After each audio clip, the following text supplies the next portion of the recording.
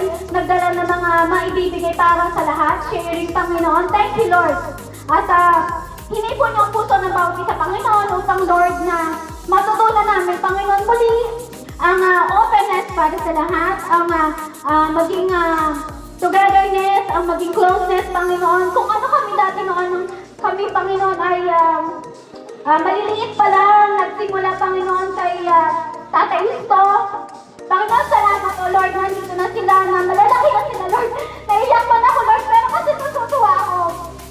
Emotionally, Panginoon, alam ko, kaya nagpipilita, emotionally natutuwa, Panginoon. Kaya salamat, O Lord. Ito po, Panginoon, ay pag-iyak kami, O, dahil sa katuwaan, Panginoon. At Lord, dalahin ko, Lord, na ang pagkakama namin po ay tutugunan niya, Panginoon, ang bawat pangangailangan ng isa at blessing at pag-iingat, Panginoon, sa amin sa araw-araw. In Jesus' name, Panginoon, we pray. Amen. Naiyak ako kasi alam niyo kung bakit? Habang nag-pray ako, alam niyo kung ano naisip ko?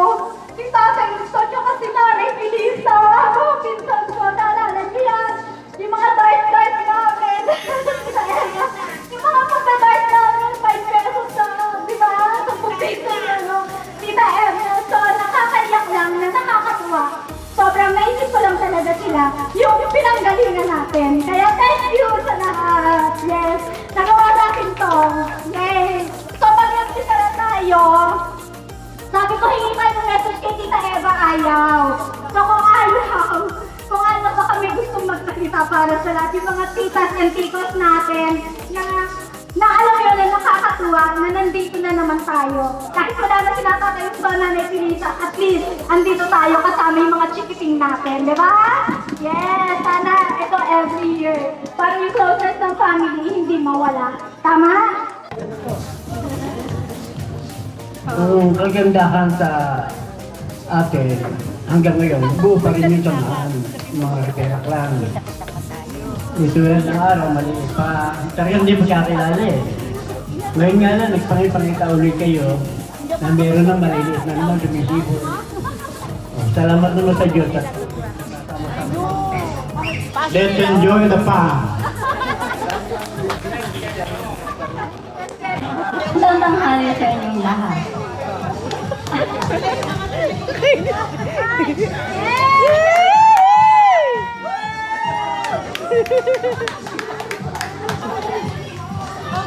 Maraming salamat sa mga pagpunta nyo dito. Sana lahat tayo ay bumaba pa ang ating mga buhay. Huwag niyo kakalimutan magdasal. Yun ang number 1. Walang iba.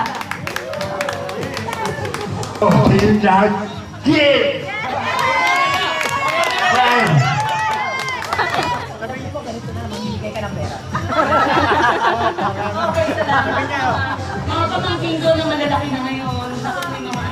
Hindi nga lumaki eh. Salamat na lang. Let's just have fun. Yes! Yay!